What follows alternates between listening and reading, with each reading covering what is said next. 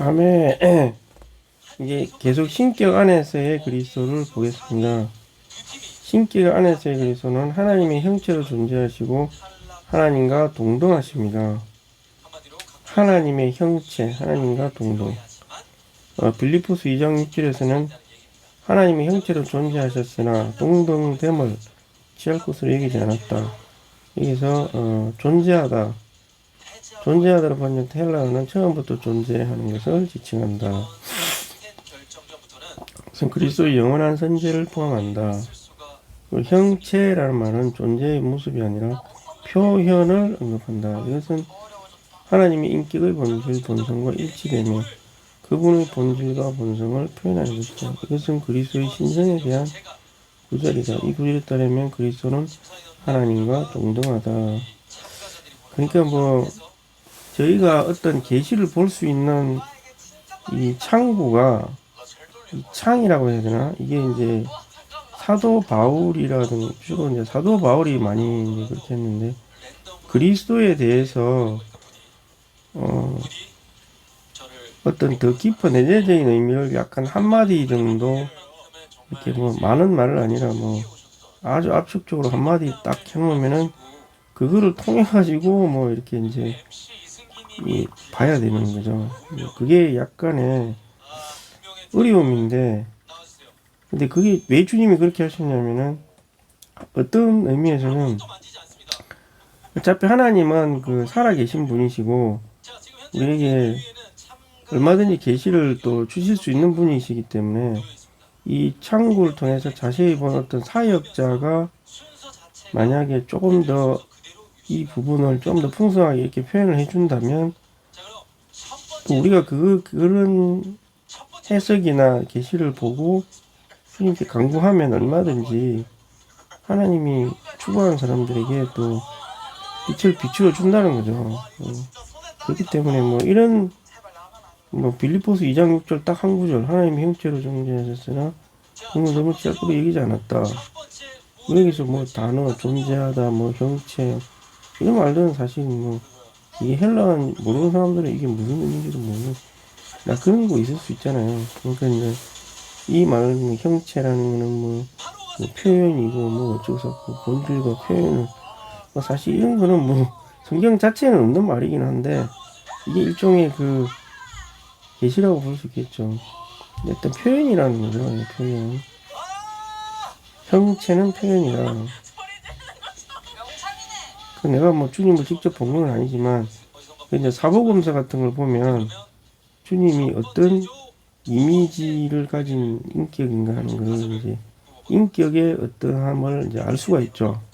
자세히 사복음서를 잘 보면 그럼 거기서 그리스도를 통해서 하나님의 어떤 본성과 그거를 알 수가 있는 거죠. 그리스도를 통해서 또 그런 말이라고 볼 수 있고.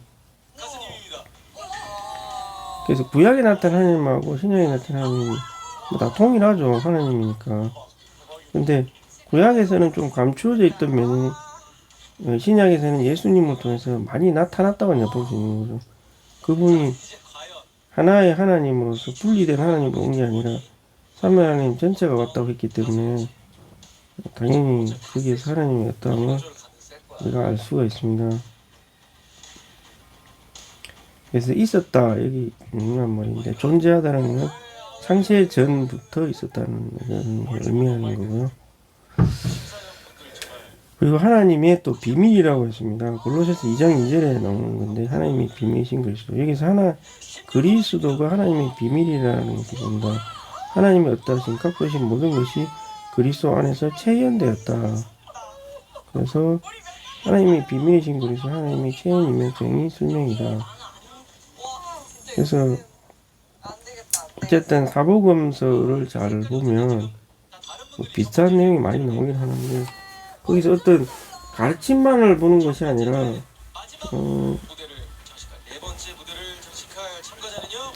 가르침 이래라 저래라 그런 내용만 봐서는 안 되고 주님이 어떤 인격인가 어떤 이미지인가 어떤 인성 안에서 어떤 그 속성을 표현했는가 이런 거를 좀 보면서 봐야 이게 좀 누림도 되고 하나님이 어떠 하심을 조금은 다 알게 되죠. 그리고 또 구약도 당연히 같이 봐야 되겠죠. 구약에서의 어떤 하나님의 그 운행독이 하나님의 인격을 나타내는 거잖아요. 그래서 이걸 합쳐서 잘 보면 이장 이들의 비밀이라는 말은 의미 있는 이야기로도 번역이 될 수 있다. 비밀은 의미 있는 이야기다. 하나님의 비밀이신 그리스도는 하나님의 이야기다. 하나님의 체현, 영광이시며 광채, 나타난 형상, 비밀, 하나님, 이야기신 그리스도, 정의, 설명, 표현, 하나님의 비밀이다. 하나님의 의미 있는 이야기다. 하나님을 그냥 표현한, 합당하게 제대로 잘 표현했다. 비밀로 해서 뭐 감추어졌다 이 말이 아니라 표현을 한 거잖아요. 그리스도가 하나님의 비밀을 표현한 그리스도가 하나님은 역사 이야기를 갖고 있다. 비밀은 이야기를 갖고 있다. 영원하시다 하더라도 역사를 갖고 계신 것이다. 역사를 갖고 있는 건 우리의 이해를 돕기 위한 인간적인 용어로 말하는 거다. 하나님의 역사가 무엇인가? 끝이 없고 태초의 과거에 선한 기쁘심 마음의 갈망. 마음의 갈망은 선한 기쁘심에 근거한 계획을 세우셨다. 갈망이라고 하는 것은 아주 뭔가 굉장히 하고 싶다. 목마를 그에 원한다. 갈망은 하나님이 기뻐하심에 근거했다는 거죠. 이 기쁘심이 하나님이 좋아하는 거. 그래서 어떤 계획을 세우셨다 이 말이잖아요. 계획을 세웠는데 이 계획을 진정으로 갈망, 아주 막 목마르게 추구했다 이 말이죠. 그래서 목적이 있는 분이시다. 기쁘심에 근거한 목적. 그래서 이 목적은 뭐냐 나오는 거죠. 단체적인 표현이 되게 하는 것이다.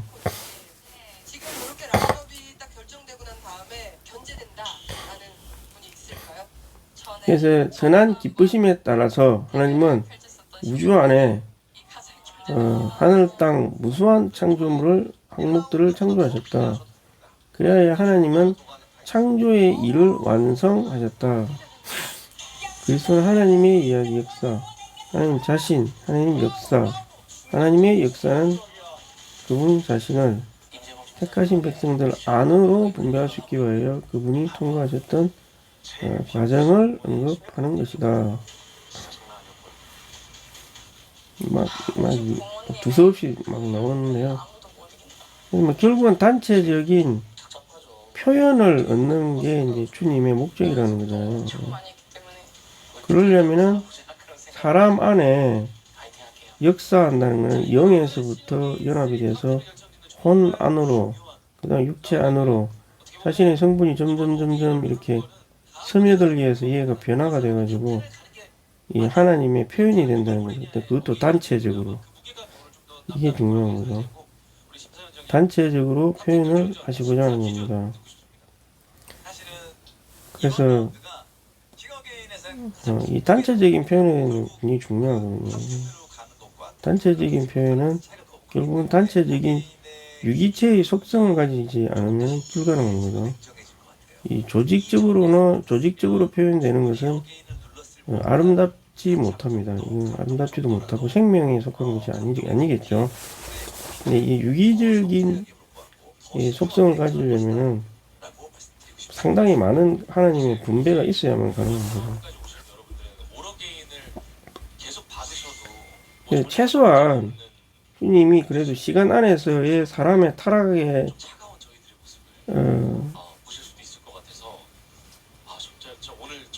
시간 안에서의 하나님의 역사는 좀 제한을 많이 받기 때문에 그래서 사탄도 하나님도 어떤 그 합의된 뭔가 있을 수 있죠. 그것도 있을 수 있고 그리고 이 우주 창조의 어떤 그 물리적인 속성도 관여할 수 있습니다. 그래서 영혼 안의 실제와 시간 안의 실제가 끌어당길 정도로 어느 정도 양이 뭐 음부를 약간 포함을 해서 이게 끌어당길 정도가 아니면은 이 재림은 일어나지 않는 거죠. 재림이 아무리 전능하다고 해서 이게 그냥 바로 뚫고 바로 간다, 이건 안 되는 거죠. 하나님이 시간으로 와서 다시 돌아가려면 음부까지 통과를 해가지고 올라가야지, 그냥 하나님이라고 해서 육신 있고 바로 올라갈 수가 없는 거죠. 마찬가지입니다. 다시 올 때도 마찬가지입니다. 어떤 원리, 이게 끌어당기는 게 있어야만 주님이 오실 수 있는 거죠.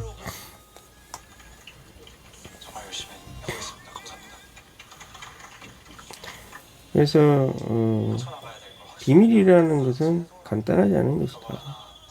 사실 하나님은 간단하지 않다. 근데 그 유기적인 그 단체적인 표현, 그게 이제 포도나무로 이렇게 예표하고, 계시록에서는 뭐 단체적인 신부로 많이 예표가 됐죠. 군사 신부. 그리고 여기서는 몸, 포도나무 이런 걸로 이제 표현을 하는 거죠. 이게 사실은 더 깊은 거죠. 실제로 요한복음이 성경의 제일 마지막에 쓰인 책이기도 하고, 겉으로 보면 이런 모습이지만 내적으로는 이런 모습이라는 거죠. 근데 요거를 조금 더 다른 말로 표현한 게 고린도전서 13장이라고 보면 되겠죠. 사랑에 대해서 말을 했는데, 이게 단순한 사랑을 말하는 게 아니라 몸, 의식 안에 있는 사랑인 거죠.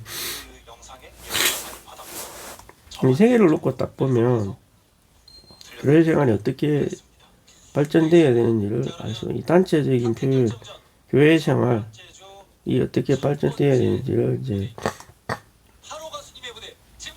알 수 있고, 주님께 참되게 간구할 수 있겠죠. 그리고 봉사도 단체적인 표현이 되는 방식으로 봉사를 해야 되겠죠.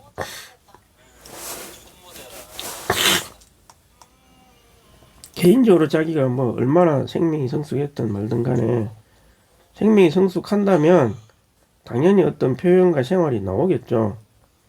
그것이 목양을 하는 삶이 되든, 지체들에게 더 자기가 십자가를 통과하든, 밑에 세대와 더 깊이 연결이 되든, 어떠한 삶의 형태로 나타나는 거죠. 이런 게 전혀 없이 뭐 생명의 성숙만 있다, 이거는 너무나 주관적이고 이상한 거죠. 그래서 자기가 진짜 뭐 생명의 성숙이 되고 있는 건지, 온전케 되고 있는 건지, 아니면 우리 교회가 정말 참되게 발전되어 가고 있는 건지를 어느 정도 객관적으로 나타낼 수 있는 지표는 있어야 되는 거예요. 그리고 뭐 그리스도가 하나님의 뭐 비밀이다, 뭐 그럼 비밀인데, 그럼 이게 그리스도가 나타났다는 소리잖아요. 나타낸 거기 때문에 하나님의 비밀이다, 이렇게. 우리가 그리스도를 모르면 하나님을 모르게 해야 되겠죠. 그리스도가 하나님으로, 이게 그래서 내가 길이요 진리, 길이라고 그랬잖아요. 진리. 그래서 우리가 그리스도를 가질 때 하나님이 우리에게 열려지게 되는 거예요. 예, 그게 이제 하나님의 비밀이라는 의미겠죠. 하나님을 나타내는 창이다, 비밀이다, 비밀을 나타내신 분이다, 뭐 이렇게 이제 보일, 이게 이제 그래서 복음서를 잘 보고, 이제 이 신약은 사실은 굉장히 축약을 심하게 해놨습니다. 이제 그래서 단어 하나하나가 너무 다 깊은 의미들이 가지고 있기 때문에, 그나마 복음서가 그래도 내방면으로 주님을 입주르륵 잘 표현을 했는데, 이게 또 사람이라 그런지 영을 사용하지 않고 하나님의 영을 접촉하지 않는 상태에서 이 복음서를 보면은 자꾸 가르침만 머리에 들어와요. 뭐 해라, 뭐 해라, 뭐 해라. 그리고 너무 주님이 우리 사람과 동떨어지게 막 병을 고치고 기적을 일으키고 하니까 사실 그거에 압도 몇 번 보다 보면 약간 좀 나하고 별 크게 상관은 그냥 하나님이다 이런 느낌만 가지고 그래서 보는 방식이 이제 영안에서 봐야 하는데 물론 구약도 마찬가지입니다. 구약은 특히나 더 영안에서 봐야 이 보지 않으면 한 번 딱 보고 나면 별로 그 다음부터는 별로 보고 싶지가 않아. 다 아는 이야기가 소설책 한 번 보면 보기 싫잖아요. 딱 그런 느낌이 든다니까요. 이게 영안에서 추구하지 않으면 이게 좀 곤란해집니다. 이게 그래서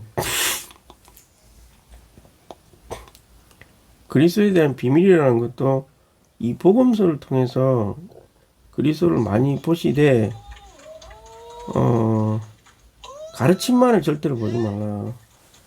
주님의 행동, 표현, 그 안에 숨겨진 마음의 어떠함 이런 거를 영을 통해서 잘 보셔야 되고 또 뭐 해설서 같은 것도 뭐 볼 수 있겠죠. 이상수 행제님이 쓴 뭐 라이프 스타디에 뭐 그런 것도 보긴 보는데 근데 결국에는 그거는 도움을 주는 거예요. 예. 도움을 주는 거고 궁극적으로는 주님이 진짜 원하는 것도 그거예요. 다 개인적으로 다 주님이 계시를 주기를 원하는 거죠. 예. 도움은 많이 돼요, 진짜. 도움 되는데, 막 그렇더라고. 제가 이게 교회 생활하고 뭐 책도 읽어봤는데, 어쨌든 우리는 내가 말하고자 하는 거는 사람의 영을 사용해서 직접 주님과 접촉을 할 때 그리스도를 더 잘 알 수가 있습니다.